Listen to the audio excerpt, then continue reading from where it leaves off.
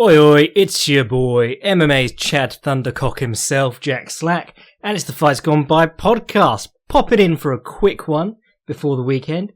Got some fun fights on, got limited number of fun fights with some filler, because it's fight night cards, and, I don't know, there's a Bellator double bill, but there always manages to be about 4 good fights across 2 events for those things.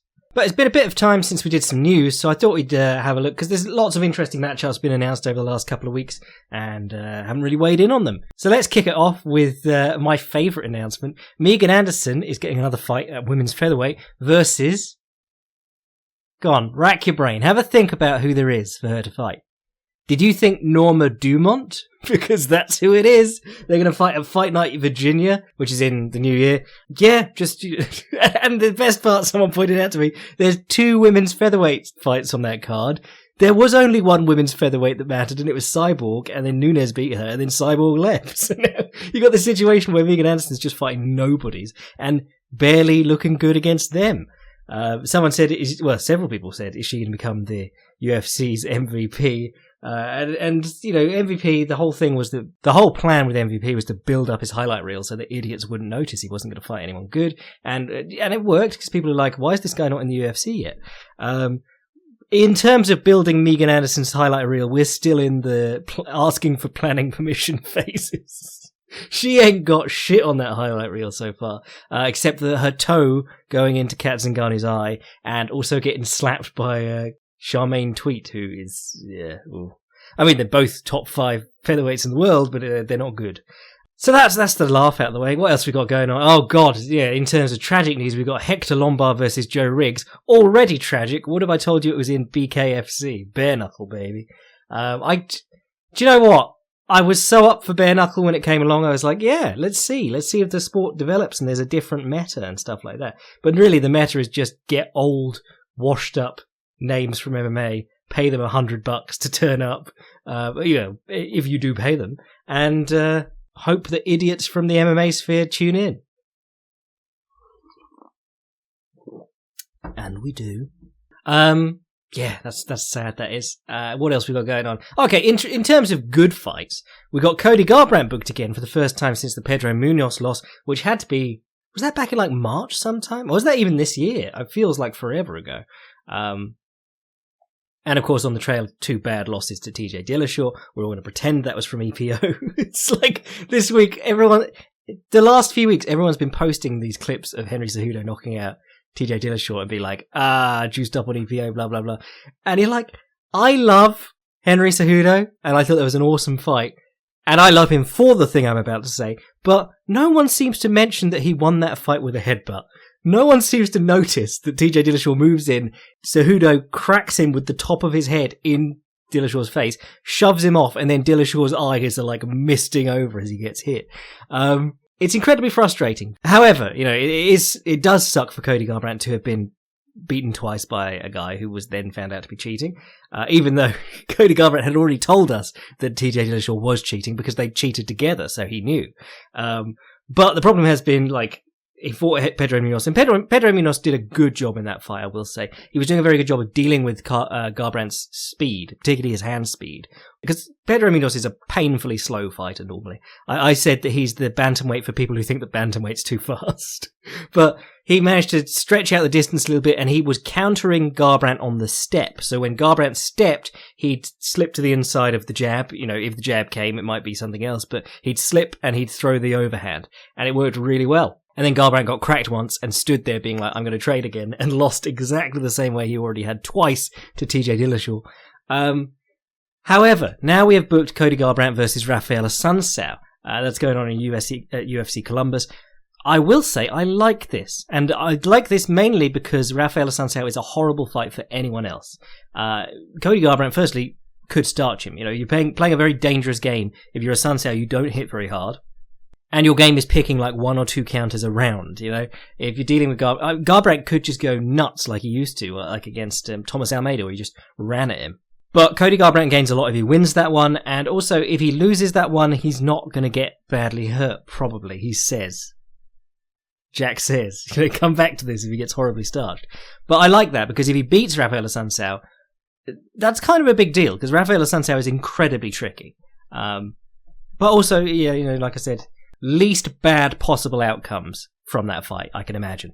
I would have said have him jump back in with Aljamain Sterling, but Aljo's striking's actually looked really good lately. Neil Magny has been signed to fight Li Jingliang at UFC 248. Love that fight. I can't remember what Magny's been up to. He had that suspension for shit that Nate Diaz then got off with. I think it was literally the same situation, wasn't it? Except that it wasn't like a vegan supplement or some shit. It's always funny when these people are like, I'm very careful about what I put into my body. And then when they test positive for something, they go, but I also take countless supplements that I don't actually check. Li Jingliang, his last one was fantastic. He fought Zaleski, and Zaleski looked terrible against him, but Jingliang was pretty slick. And his one before that, was that the one he won by sidekick? I was not hot on him because mainly I just remembered that Jake Matthews eye gouge so vividly, but I really like the pressure he's bringing, the sharpness he's brought into his boxing and even his kicking game recently. He hits with some power, which is good, but he also, he was getting this different reputation as like a pressure fighter, but he's also been able to take a step back, let the guy come to him, crack him, and then go on the offensive, which I really like. I just can't sing enough praises about that Zaleski fight. So that's the only fight I can see at the moment that's been announced for the UFC 248 card, aside from Weili Zhang versus Joanna, which should be a really fun fight. Or it might not be a fun fight, but it'll be a clever fight. Darren Stewart versus Marvin Vettori is for UFC London. Fair enough. I thought Vettori looked better in his last fight than I'd seen him before. Still not super sold on him. Darren Stewart looked actually the same, actually. I'll say the same about him. Jimmy Rivera versus Marlon Vera for UFC 247. That's a good step up for Marlon Vera because he's been assembling one of those winning streaks, in the low end of the division where they're getting like 6, 7, 8 finishes in a row, and you're going, this is amazing, but can we also move him up? He deserves some attention now. Jimmy Rivera, great start for him. Jimmy Rivera, very tricky, kind of defensively tricky, but also dropped in almost all his fights. He's in a weird spot, kind of like Eddie Alvarez in his best. He'd come out, get dropped, and then he'd be untouchable for the rest of the fight. Claudia Gadelha versus Alexa Grasso. That's just exactly the sort of fight that actually that could go as perfect as you. That's either going to be great for Grasso or incredibly frustrating as a Grasso fan, because Claudia Gadelha will not work her cardio. Either that or she just won't stop cutting huge amounts of weight. She is a 1.5 round fighter, and that is enough to win a 3-round fight, but she always fades super hard in the midway through the second round. Alexa Grasso, her problem has been like staying off the fence and so on. I thought she looked really good. Actually, she looked good against Carla Esparza in her last one, but the one before that, who was that against? Fuck, I can't remember, but she looked really good in it. Like, her footwork was really good. Oh, it was Karolina Kowalkiewicz. But, with the Alexa Grasso war wagon is slowly, like, taking the brake off. We're seeing if it's going to roll, but, yeah, we haven't started yet, because it was getting out of the starting blocks in the last fight, and then we went, oh, no, she did well, but she lost was it a split decision? But no, I liked the overall developments in her game, so I'm excited for that. And also, if Claudia Gadelha loses, I always enjoy that because she always seems so outraged that she can fight hard for a round and a half and then lose a decision. And then the other news is that Cub Swanson's going to be out for a good amount of time. I think it said MCL and ACL tear, but this happened in Quintet, which is especially weird because Quintet doesn't have heel hooks. That's one of the things that they've made sure to do. They've banned heel hooks. Don't know why. Sakuraba and whoever else is in charge there just don't like him. They love leg attacks though, always going for leg attacks, but they just don't like heel hooks. But that was a thing in Pancrase. I think someone was asking me about that the other day. They said, noticed Ken Shamrock finishing heel hooks with like a toe hold grip instead. And that's because in Pancrase, I think it was shortly after Ken Shamrock just tore that, is it Alex Stribling? Some guy, he just tore his knee apart, which is always the one to show people when they say Pancrase was entirely fake. Just show him blowing up this guy's knee and the guy screaming, and it's a silent Japanese audience. And Ken looks like, oh, whoops, I didn't know I could do that. Don't know my own strength. Because Ken just used to crank the shit out of things. So they changed the rules, and they were like, you can't finish it with the heel hook grip now. You've got to finish it with your hands. which just meant that dudes grabbed a hold of the heel and the toes and applied pressure that way instead of like clamping it to their body. And if you could actually get the torque on it, especially in boots, that's even worse for you. So it was such a stupid rule. I think they then changed it back when they went more to gloves and stuff. But yeah, Quintet has banned heel hooks, which is why if you watched Gordon Ryan beat Alexei Oleinik incredibly quickly, he swept into the saddle, which is where he always sweeps to. And in like the IBJJF Nogi Worlds, he turned up and he was using the saddles constantly to sweep people, and he was doing it. It was an incredibly dangerous game he was playing, but it was also, I was very grateful for it as someone who likes the saddle, because it is technically legal in IBJJF because you're not attacking the reaped leg, so you should be able to sweep with it and then get on top and do whatever, or attack the off leg if you feel like you can get the submission on it, which is quite rare. But there was always this thing where like half the referees don't actually know the rule and will DQ you anyway, and you can't appeal it. They can't restart the match. However, Gordon turned up and he was very open about the fact that he was going to be using the saddle to sweep people and that he checked it with the rules committee and stuff. So he was using it to sweep people at the Nogi Worlds the year that he won the double gold there. But he did it here against Oleinik, and instead of going for a heel hook or standing up to pass, he just turned his butt towards Oleinik and hit the knee bar. But anyway, sorry, Cub Swanson, the reason that happened was because they haven't banned reaps, which is like the first part of the heel hook. Now, if you actually, if you know what you're doing, generally, reaping isn't nearly as dangerous as it's claimed to be. If you go with it, if you turn, you might end up in the heel hook, but you're not blowing out your knee in the reap itself. It's the heel hook doing it. What happened with Cub Swanson was that he ended up it was Jake Shield who did it, and he reaped his leg and he had it like hooked in behind the other leg, and Cub's there, and there's an awful lot of lateral pressure on his knee, and you can just see it like do that little move where it's something that's under pressure just giving, it pops, and then Cub Swanson taps, and it's like that. So, it was pretty bad. Like, you can watch it online. Go find it on Twitter or on Fight Pass if you're one of the 5 people like me still subscribed to that service. But it's gnarly. And it's just going to let the IBJJF people be like, yep, we were right to ban all touching of the legs. Anyway, let's do some of these previews for the weekend. We'll do the UFCs. I'm not going to pad it out with Bellator up front. We'll do Bellator at the end. We'll just talk about the fights I like. And in fact, frankly, we're going to talk about the fights I like on this one too, because it's not great.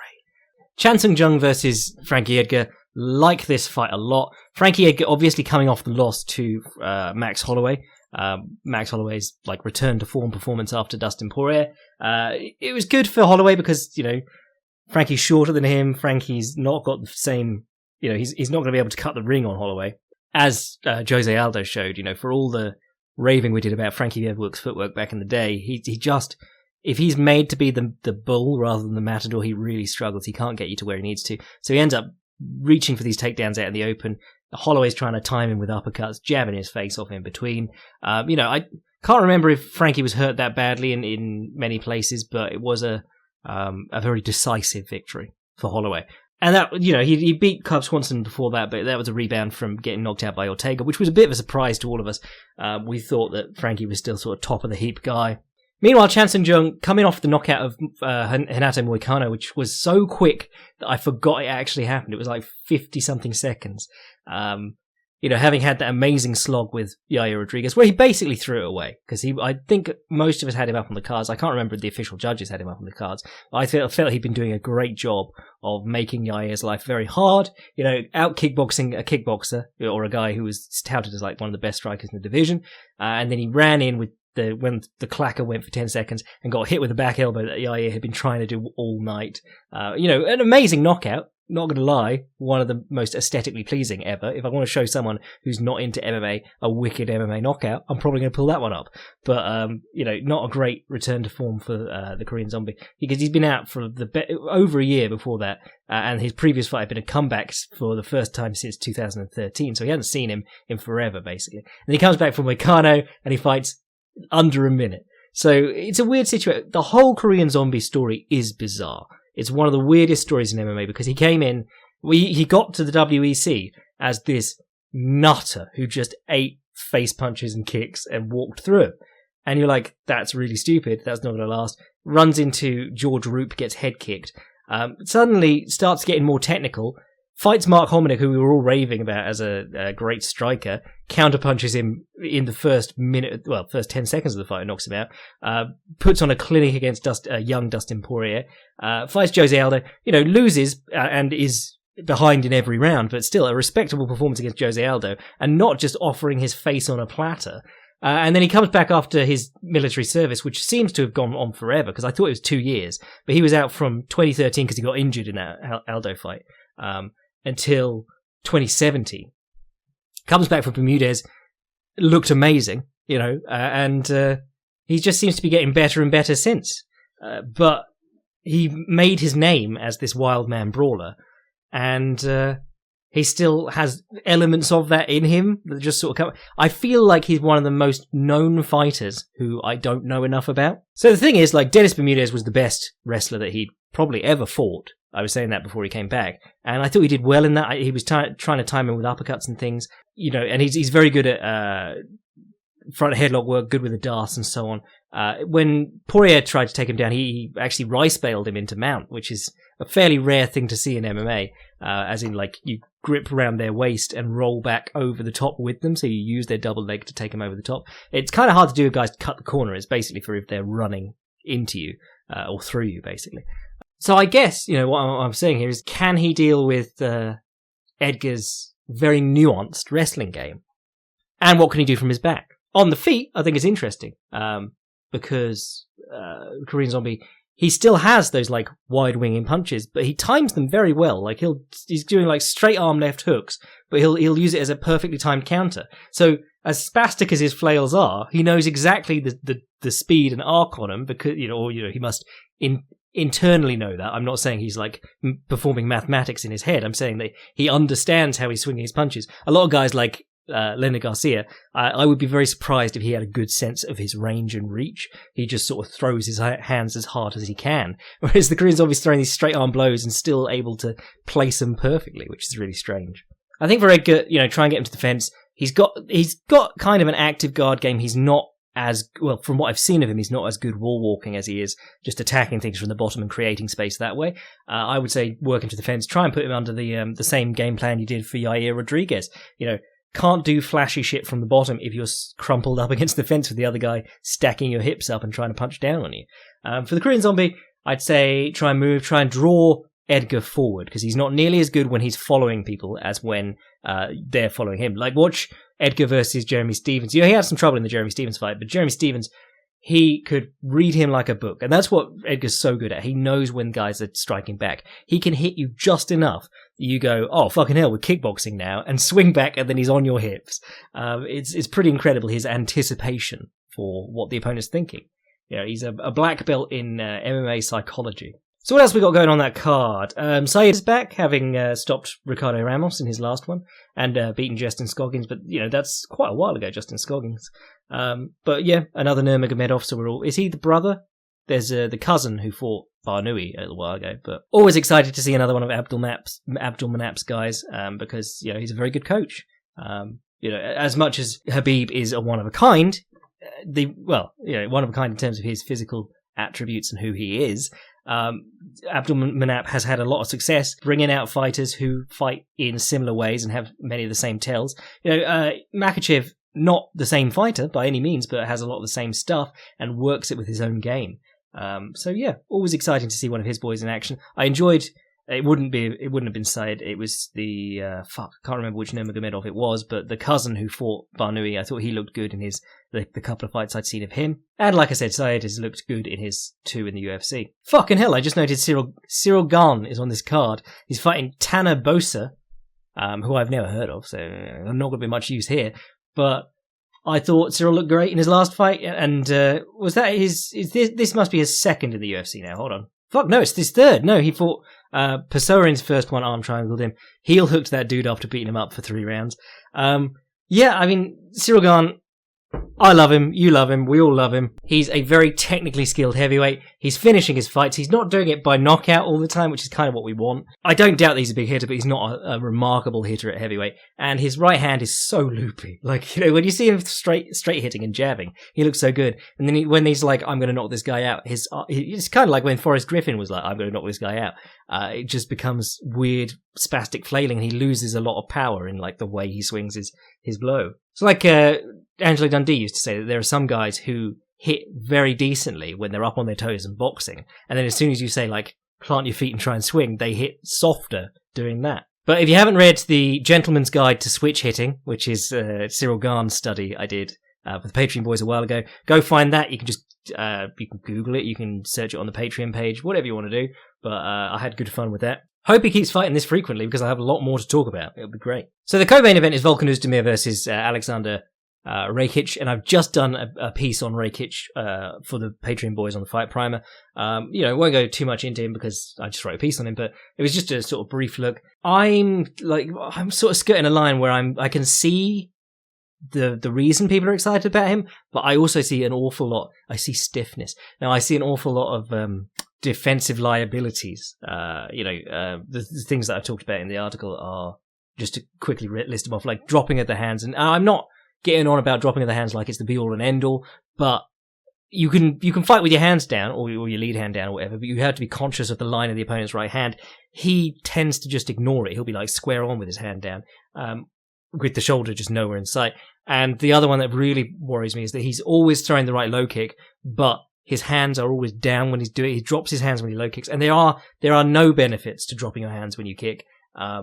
You know, some people insist on trying to have them coiled, like Nikita Krylov or Semi Schilt. You know, that's a very sort of Ashihara karate style. But more often you'll see guys with the arm straight out or counterbalancing by throwing it back, but having the other arm in like a folding guard. The defending yourself mid-kick is always important because you don't want to rely on using blocks because they're like the least reliable way of defending punches. But when you're on one leg and you're committing to be on one leg, that's the time you need to have something there to obstruct the blows, because you're not going to be able to slip punches on one leg. You're not going to be able to pull your head back on one leg. You're not going to be able to move out of the way with your feet on one leg. So I watched Rakic versus Barrosa and the Devin Clark one too. Both of those ones, he gets very almost nearly knocked out a few times against each of them by the other guy stepping up the center while he's on one leg. And a lot of what saves him is that he's 6'4" and he leans back as you do when the guy's running in, and he'll lose his balance and stuff. But I think a lot of what saves him is just firstly those two not being very good strikers, but also just being tall. And I think he's going to have a lot of trouble if guys start feinting him back, which fits in with Oezdemir because I thought he looked fantastic against Ilir Latifi. I thought he was using feints wonderfully. It was a really consummate performance. He had the low kick, the jabs, the feints, the left hooks, the intercepting knee was even in there, which is a hard thing to pull off against a wrestler as strong as Ilir Latifi. So I think I'm very cautious saying this. I think we can get a really good test of Rakic out of Oezdemir here. In the same way that he did to Dominic Reyes. But I'm also aware that this is the light heavyweight division, and sometimes you can just spaz out and win in the first 30 seconds. Volkan Oezdemir did it for like 3 fights on the trot. Johnny Walker did it for 3 fights on the trot. You can just spaz out and the guy will fall down. But then when that doesn't work, these prospects tend to like look much worse. And Volkan Oezdemir, to his credit, he's looked a lot more complete as a fighter since he stopped trying to like spaz out in the first 15 seconds. So yeah, I'm quite excited for that one. Like I said, I'm very cautious about Rakic because people have been telling me about him for a while, and I watched him. I think I saw him against the Manoa one. It was the Manoa one I saw him first, and I was like, wow, as you probably all were when he head kicked Manoa. That was absolutely brutal. One of the loudest, nastiest sounding head kicks I've ever seen. Very uncomfortable. One of those ones that the moment it happens, you go, oh, I'm not sure I like this sport. You have to give yourself a minute. But then I went back and watched the Barroso fight, the Ledet fight, the Devin Clark fight, and I was just seeing these holes. What I really liked is that in the Ledet fight and, at points through the other fights, he switches to southpaw, and he actually does a really good job from there. Not only are you setting up your left leg to kick into the open side, but you're also you can make it harder to take you down without actually improving your wrestling. You know, I was watching Wade Charles's Legal Pain, which was the classic wrestling tapes from back in the day. But he's always saying, like, how can you improve your wrestling overnight without improving your wrestling? And he said, learn to ride on the opposite side to what most people do. Most people come down on the, whatever it is, left side or right side when the referee puts them in referee's position. He said, just do the other one. And then against 90% of opponents, you have an advantage. If you can go southpaw, you know, that's a big deal. And if you're wrestling southpaw, it's a lot easier to feed the single. And also the guy's probably not going to plow through you with a power double unless you square up to throw a punch really obviously and he can duck under it. And then the other thing is, of course, that the lead knee and the lead foot, they get in the way of each other. The lead hands get in the way of each other. So you can kind of make it becomes sort of like a longer sharp shooting game. And a lot of Rakic's problems have been in the pocket getting clipped with counters because he drops his hands and leaves his head up in the air. I'm not expecting him to do this, but I think he would do well to do it. Dooho Choi versus Charles Jourdain. Don't really know enough about Jourdain. And then the rest of these fights... Oh, Alexandre Pantoja is on the card against Matt Schnell. That sounds fun. I saw Matt Schnell recently. Who was he fighting? Oh, I saw him against Lewis Smolka. That was, a real surprise. He came out of nowhere and triangle choked Lewis Smolka. And then he triangle choked Jordan Espinoza in his next one, which is crazy because there was, just to put that in perspective, in the year that Tony Ferguson triangled Kevin Lee, I think there was one triangle in the UFC that year, or maybe two. It's very rare. So this guy's hit 2 in 2019 alone. And if he triangles Pantoja in December 2019, that'd be amazing. Hell, that might even be the record for triangle chokes by one fighter in the UFC, to be honest. So let's just quickly look at these Bellator cards, see what's going on in them. You got another Bellator Hawaii, which has, there's not a lot going on in this. You got Alima Lay McFarlane defending a title against Kate Jackson. I like Alima Lay McFarlane. I don't know if I like her enough that I build cards around her, but she's good fun and she's always hunting for the submission. A couple of her wins have come from the guard now on her back. One of them was a dead orchard, which isn't on this record here that I'm reading because it's just counted as like an armbar or a triangle armbar. Choked Valerie Letourneau with a triangle choke. Dead orchard is where you basically have a triangle over the opponent's shoulders. It's made famous by Nate Orchard. He did it to Barrett Yoshida in one of the early EBIs. Worth looking into. It's an application of the rubber guard, and we're all kind of down on the rubber guard because even the guy who invented the rubber guard has had a number of knee surgeries, and you just don't see it working very well for a lot of people. But the Dead Orchard's a pretty dope use of the rubber guard. So look that up. It's not going to be worth me describing it. Dead Orchard. But this will be, I believe, Alima McFarlane's 5th title defense. So good on her. You're not fighting the best in the world at 125, but equally, 125 in the UFC is a dead division. There's nothing going on there. People will always laugh if she says, like, I want to fight Valentina Shevchenko, but fuck it. Some of the opponents they've put against Valentina so far in that division, and there's still, like, no one there for her to fight. In fact, they just cut Liz Carmouche, who was supposed to be one of the better in the division. They're keeping Priscilla Cachoeira around, and Jessica I just missed weight by, like, 5 pounds. But it was Liz Carmouche that needed cutting somehow. I think, as much as we recognize in Bellator, this is just like, they like having Alima Lay as Alima Lay McFarlane as the star. Is it Lay McFarlane or Alima Lay? They like having Alima as the star, and it's built around her, but the UFC is just as guilty of that. It's not like the strawweight, which is actually, it's a fucking nasty division in the UFC where people keep getting knocked off the top. Then you got AJ McKee in the co-main event versus Derek Campos. Derek Campos, I mainly know him. He beat Derek Anderson a while ago, I think, but I mainly know him for the most flagrant headbutt knockout I've ever seen. More flagrant than TJ Dillashaw versus Henry Cejudo. He was getting lit up by Melvin Gillard, took a step back, ducked his head, slammed his head into the face of Melvin Gillard. Referee did nothing. He came back punching and knocked him down, and then he finished it later on. But the fact that Melvin Gillard's team never appealed that is unbelievable to me. But otherwise, Campos pretty unremarkable. Put it this way, in his last 4, he's lost 3. Patricky Pitbull, fair enough. Well, actually, no, that's the worst Pitbull. Sam Cecilia, ooh, you're breaking my heart. You're shaking my confidence, baby. And then Pedro Carvalho. Not amazing names he's losing to. I mean, it was a split decision to Cecilia, but Cecilia is so washed, it's unbelievable. Meanwhile, AJ McKee, his last fight was... Well, hang on, has he fought since Pat Curran? Yeah, sorry, he knocked out Georgi Karakhanyan in 8 seconds, which is why I don't remember it very well. But the Pat Curran fight, I thought Curran looked good as ever, but Curran hadn't fought in quite a while. But, that told me, yeah, confident, put him in against good guys. Because Pat Curran was like one of the best technicians that Bellator's had, and AJ McKee was fine with him. AJ McKee, fun use of the sidekick, which you would not expect from a guy who's kind of billed as a wrestler.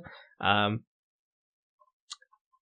then kind of minimalist, does some interesting counter-striking, but yeah, I mean, it'd be interesting to see what he does here, because Campos is at least game.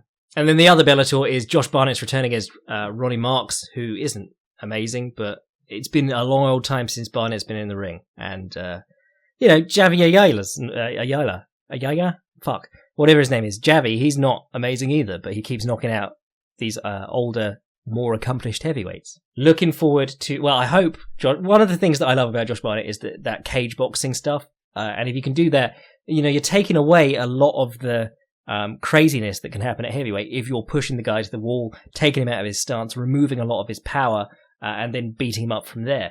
And he did that against Roy Nelson, did it to Frank Mir. It's difficult because I can only name those 2 occasions because he fights so infrequently.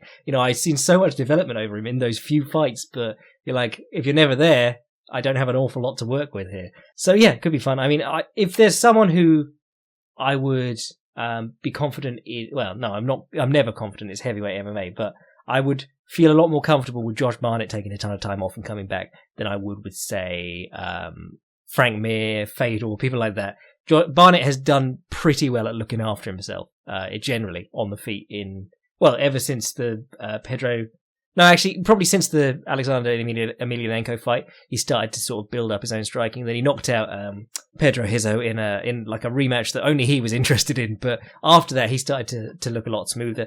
Daniel Cormier fight. Daniel Cormier was doing really well with his boxing. I think Josh broke both his hands, but he was timing counter low kicks as he slipped inside Cormier's jab, which is pretty fucking impressive when you consider how fast Cormier has always been at that weight. Just looking down the rest of that card, fuck all else we need to care about on there. But it's a USO card, it's a salute the troops card.